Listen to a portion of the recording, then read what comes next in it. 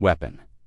Sarah watched in horror from her kitchen window as 50 years of family history crumbled into splinters and dust. Her prize-winning goats bleated frantically from their temporary pen, their home destroyed without warning. But as the wealthy neighbors celebrated their property improvement with champagne by their pristine infinity pool, they had no idea that 12 angry goats and one furious woman were about to turn their perfect world upside down.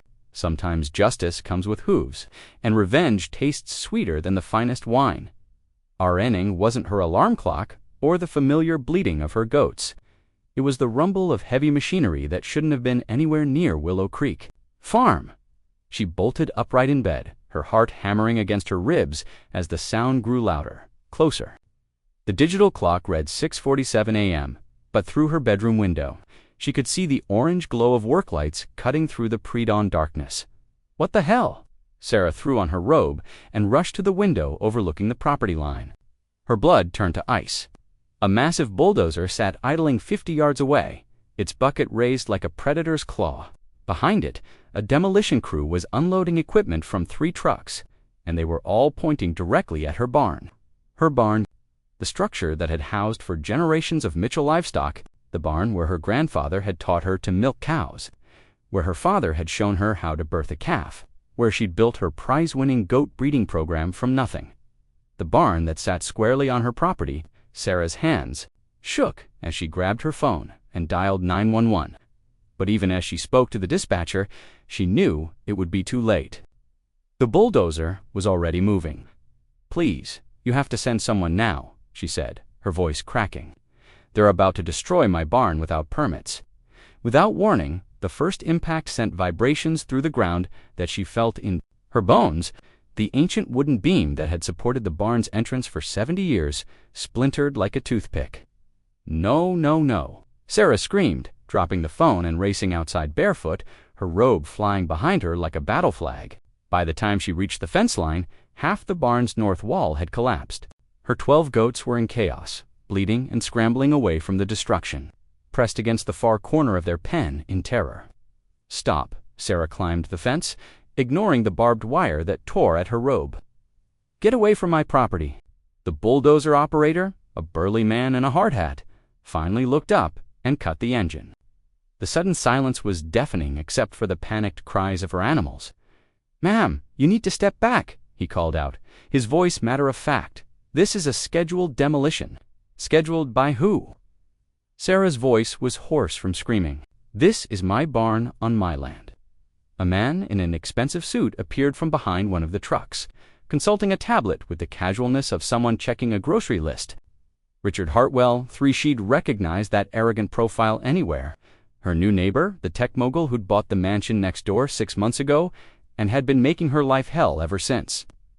"Actually, Sarah," Richard said, not bothering to look up from his tablet, "according to the new property survey, this structure is 18 inches over the property line. It's been encroaching on my land for decades. That's impossible." Sarah's voice was barely a whisper. "My family has owned this land for 50 years. The fence line was wrong." Richard finally looked at her, his pale blue eyes cold as winter steel. "My surveyor used GPS technology, much more accurate than whatever crude measurements were done in the 1970s.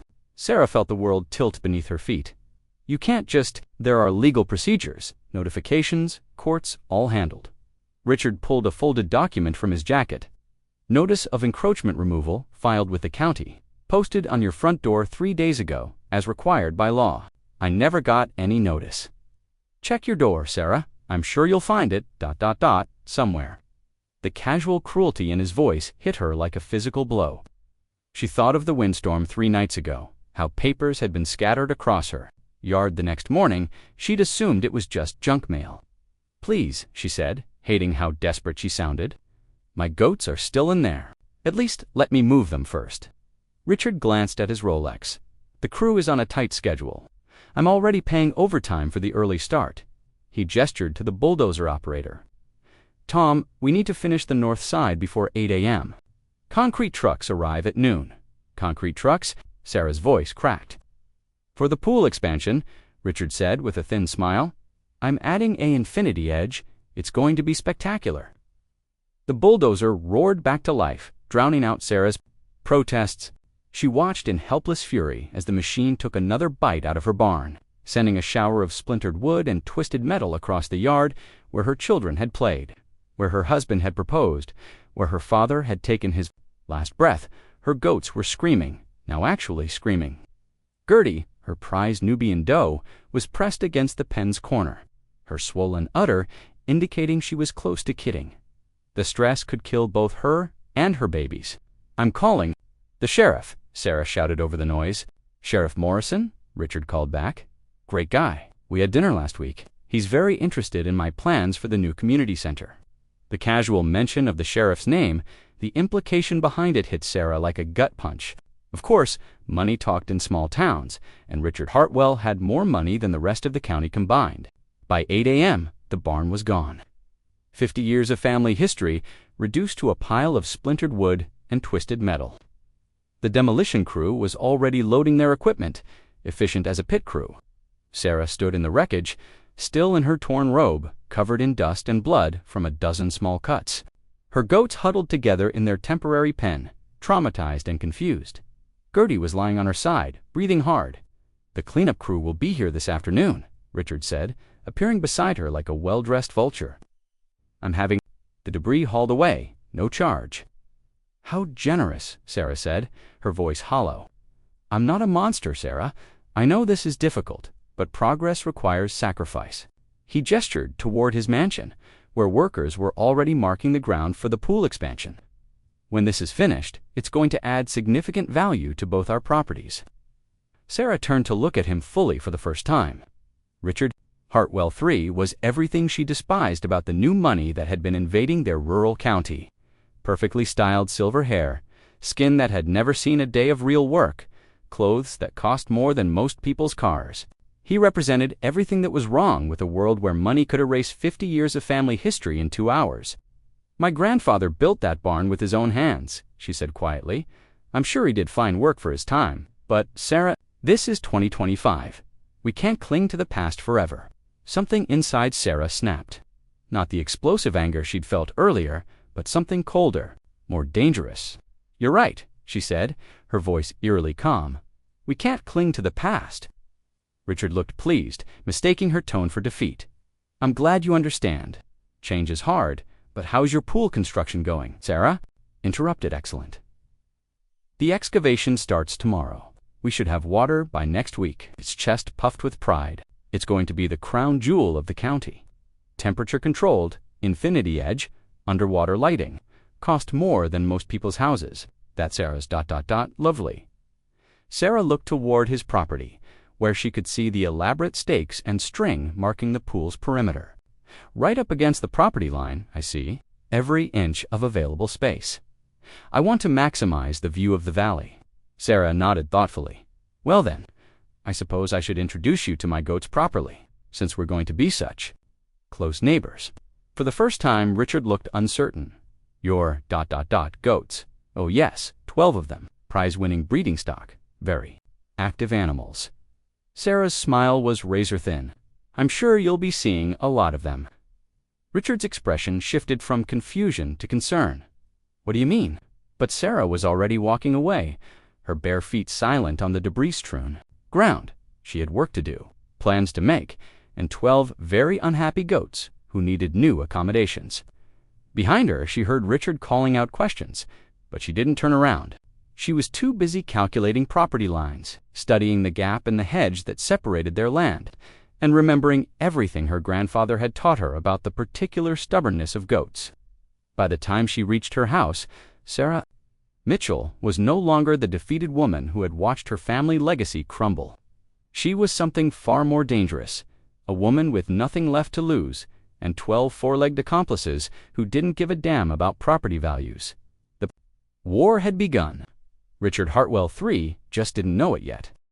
Sarah spent the next 3 days planning like a general, preparing for battle. She studied Richard's property from every angle, memorized his daily routine, and most importantly, she got to know her enemy's weakness, his obsession with perfection. The man lived his life like a magazine spread. Every morning at 7:30 a.m. sharp, Richard emerged from his glass-walled mansion in designer workout gear for his precisely timed jog. At 8:45, he returned for his protein smoothie on the terrace. By 10 a.m., he was in his home office for video conferences with subordinates who probably made more in a year than Sarah had ever seen. But it was Thursday afternoon when Sarah discovered the crown jewel of Richard's existence, his pool. The excavation had been completed in record time. Money could make miracles happen, apparently. The infinity pool stretched 40 feet along the property line, its pristine concrete walls gleaming white in the afternoon sun. The water was so clear it looked like liquid crystal, heated to exactly 82 degrees according to the digital display she could see from her kitchen window. Richard spent every afternoon from 2 to 4 p.m. in that pool, conducting business calls from a floating phone holder while doing lazy laps. His assistant, a nervous woman named Jessica, sat poolside with a laptop, taking notes and fielding calls. It was his sanctuary, his throne room, his temple to his own success. Sarah watched him through binoculars, taking notes like a wildlife researcher studying a particularly obnoxious species of bird.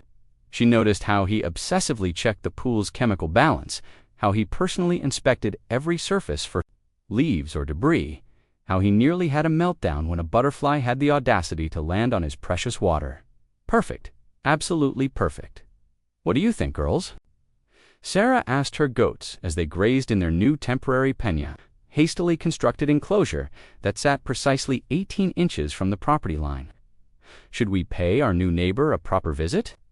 Gertie, who had successfully delivered twin kids despite the trauma of losing her home, looked up from her meal with what Sarah could swear was a mischievous glint in her eyes. The stress had passed, and now all 12 goats seemed restless, almost eager. They'd been cooped up too long, denied their usual free-range access to the property. Sarah had spent 50 years learning goat behavior, and she knew one fundamental truth. Goats were escape artists with the curiosity of toddlers and the destructive capacity of natural disasters. They could squeeze through gaps that seemed impossible, jump higher than anyone expected, and once they found something interesting, they were almost impossible to deter, which gave her an idea. Friday morning, Sarah made her first move. While Richard was on his morning jog, she walked the property. Lying with a pair of wire cutters, ostensibly checking her temporary fence for damage. The hedge that separated their properties was thick but not impenetrable, especially not two determined goats who suddenly discovered a few strategic gaps at ground level. She didn't cut anything yet, she just ... identified opportunities. That afternoon, she watched Richard's pool routine from her kitchen window. He emerged at exactly 2 p.m., checked the water temperature and chemical levels, then slipped into the pool with his waterproof phone. Jessica took her usual position with the laptop. Sarah waited until Richard was mid-cal. She could hear his voice carrying across the water, something about quarterly projections and market penetration. Then she opened the gate to the goat pen. Oops, she said to no one in particular. Goats had been confined for a week. 12 goats with an innate genius for finding trouble. 12 goats who had no idea about property lines or social conventions or the sanctity of heated infinity pools. It took them exactly 4 minutes to discover the gaps in the hedge. Gertie went first, her twin kids bouncing behind her like furry ping-pong balls. Then came Brutus, Sarah's massive boar buck, followed by the rest of the herd in a parade of horns, hooves, and barely contained chaos. Richard's first indication that his perfect afternoon was about to become a nightmare came when Jessica's laptop screen reflected something moving behind her. "Mr. Hartwell," she said, her voice climbing an octave, there are animals, ... Richard turned in the water, his phone still pressed to his ear. What kind of Jesus Christ? 12 goats had materialized on his perfectly manicured lawn like a biblical plague. They moved with the systematic efficiency of a demolition crew, sampling his imported Japanese grass, investigating his sculptural flower arrangements, and showing particular interest in the expensive lounge furniture surrounding the pool. "Sarah," Richard bellowed, water sloshing as he paddled toward the pool's edge. Sarah Mitchell, but Sarah was nowhere to be seen. She was, in fact, inside her house, watching through her kitchen window with a cup of coffee and the first smile she'd worn in a week. Brutus, all 200 pounds of muscle and attitude, approached the pool's infinity edge with the curiosity of a wine connoisseur examining a vintage. He sniffed the chlorinated water, deemed it acceptable, and began to drink. No, no, no. Richard hauled himself out of the pool, designer swim trunks clinging to his pale legs. Get away from there. Brutus looked up at the shouting man, water dripping from his beard, and made a decision that would echo through the neighborhood for years to come. He stepped into the pool. The splash was magnificent. Water cascaded over the infinity edge, soaking Jessica's laptop and sending sheets of chlorinated liquid across the limestone deck. Richard's phone, dropped in his panic, sank to the bottom of the pool like a very expensive stone. Help me, Richard screamed at Jessica, who was frantically trying to save her laptop from the flood. Do something. But what could she do? 12. Goats had transformed his backyard into a petting zoo from hell. Gertie's kids were playing King of the Mountain on his outdoor dining table. 3 of the dudes were systematically destroying his prize-winning rose garden. And Brutus, having decided the pool was his new favorite water feature, was now doing laps. Well, not laps exactly, more like the world's most enthusiastic doggy paddle. If dogs weighed 200 pounds and had horns, I'm calling the police. Richard shouted, but his phone was underwater, and Jessica's laptop was now displaying nothing but a blue screen of death. That's when things got truly spectacular. Gertie, perhaps feeling competitive with Brutus's aquatic adventure, approached the pool from the shallow end. But instead of stepping in gracefully, she slipped on the wet limestone, windmilled her legs in a desperate attempt to regain balance, and launched herself into the deep end with a splash that would have made an Olympic diver proud. The other goats, interpreting this as some sort of invitation, began converging on the pool from all sides. Within minutes, Richard's pristine infinity pool looked like a livestock water park. This is not happening, Richard whispered, standing in a puddle of chlorinated water, his perfect hair plastered to his skull. This is not happening, but it was happening, and it was about to get worse. Goats, as Sarah well knew, were not natural swimmers. They could manage in water, but they couldn't climb out of a pool with smooth concrete walls, which meant that 12 increasingly panicked goats were now trapped in Richard's heated sanctuary, bleating at volumes that could be heard 3 counties over. The noise was extraordinary. 12 goats in distress created a sound like a demonic choir warming up for the apocalypse. Richard's neighbors, the ones who had always envied his perfect property, began appearing at their windows and back decks, drawn by the cacophony. Get them out. Richard screamed at no one in particular. Somebody get them out. That's when Sarah finally made her appearance. She strolled across her yard with the casual air of someone investigating a minor disturbance, wearing clean clothes and a concerned expression that wouldn't have fooled a blind man. Richard, she called over the fence, is everything all right? I heard some noise. Richard spun toward her, his face purple with rage. Your animals are in my pool. Oh my goodness. Sarah pressed a hand to her chest in mock horror. How did they get out? The gate must have. Oh dear, I'm so sorry. Get them out now. Of course. Of course. Sarah climbed over the fence with practiced ease. Though I should mention, goats can't actually climb out of pools on their own. We'll need to drain it to get them out safely. Drain? It's Richard's voice cracked like a teenager's. This pool cost $200,000. The water alone costs $800 to fill. I understand your concern, Sarah said solemnly, pulling out her phone. But animal welfare has to come first. I'm calling the fire department. They have equipment for this sort of rescue. No, Richard lunged for her phone, but Sarah stepped smoothly out of reach. No fire department, no publicity. I'll get a pool guy, someone discreet. Are you sure? Because Gertie is pregnant again, and stress can cause complications. As if on cue, Gertie let out a particularly pitiful bleat from the deep end, where she was paddling in increasingly desperate circles. Richard looked at his ruined pool, his waterlogged phone, his destroyed landscaping, and his neighbor's concerned face. In that moment, Sarah saw something break behind his eyes. Not just anger or frustration, but the dawning realization that his perfect world had been invaded by forces completely outside his control. How much? He said quietly. I'm sorry. How much to make this go away? To fix your fence, relocate your Ani. Not just locally viral, but internet breaking. Share -it-with-your-grandmother. late-night talk show monologue viral. Someone had captured the entire goat pool invasion on their phone, and by Saturday morning, goat pool party was trending on every social media platform known to humanity. Richard Hartwell III, tech mogul and self-proclaimed visionary, had become a meme. The image of him standing poolside in his designer swim trunks, screaming at a 200-pound goat doing the backstroke, was being shared by millions. The captions were merciless. When you destroy someone's barn but the goats get the last laugh, rich guy learns why country folk don't mess with livestock. Plot twist: the goats were the real estate developers all along. Sarah discovered this Saturday morning when her phone started ringing at 6 a.m. and didn't stop.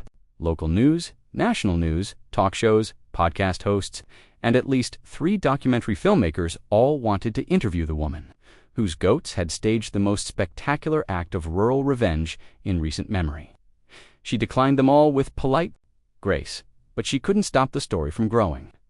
By noon, news vans were parked outside her property, and an enterprising teenager was selling Team Goat t-shirts from a card table at the end of her driveway. Richard, meanwhile, had disappeared. His mansion sat dark and empty, his ruined pool covered with tarps, his lawn still bearing the hoofprint scars of his visitors. Jessica, his assistant, had quit via email Friday night. The message, according to local gossip, had consisted of 2 words: "I'm done."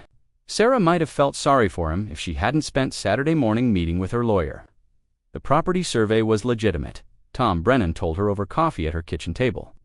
He'd been the Mitchell family attorney for 30 years. A soft-spoken man who looked like a college professor, but had the instincts of a shark. Technically, 18 inches of your barn was over the line. Technically, Sarah repeated, the word bitter in her mouth. However, Tom continued, spreading documents across her table, there are some interesting discrepancies. The survey Richard used was conducted by Hartwell Land Development. Sarah's eyebrows rose. His own company. His own company. And while the measurements are accurate, the timing is ... curious. The survey was ordered 3 months before Richard bought the property next door, almost like he was shopping for a property with a specific problem to solve. The implications hit Sarah like a physical blow. He bought the mansion specifically to destroy my barn. I can't prove intent, but the pattern is suspicious. And there's more. Tom pulled out another document. I did some digging into Mr. Hartwell's business practices. This isn't the first time he's used property disputes to acquire land for development. There's a pattern spanning 3 states. Sarah's coffee went cold as Tom laid out the evidence. Richard Hartwell III wasn't just a wealthy neighbor with boundary issues. He was a predator who specialized in identifying rural properties with elderly owners, minor survey discrepancies, or cash flow problems. He'd buy adjacent land, manufacture legal pressure, then swoop in to purchase the distressed property at below-market rates. He wanted my farm, Sarah said quietly. All of it. The barn destruction was just the opening move. Next would have been complaints about agricultural odors, noise violations, maybe some environmental concerns about goat waste near his water features, death by 1,000 legal cuts until you couldn't afford to fight anymore. Sarah stared at the documents, her grandfather's voice echoing in her memory. Never let the city folk push you around, Sarah Bear. They think money makes them smart, but they don't understand that the land has its own justice. What can we do? She asked. Tom smiled, the first genuine smile she'd seen from him in years. Sarah, thanks to 12 goats and the internet, we can do quite a lot. The plan Tom outlined was beautiful in its simplicity. While Richard was hiding from the media storm, Tom had been busy. He'd contacted every property owner within a 50-mile radius who had been targeted by Hartwell Land Development.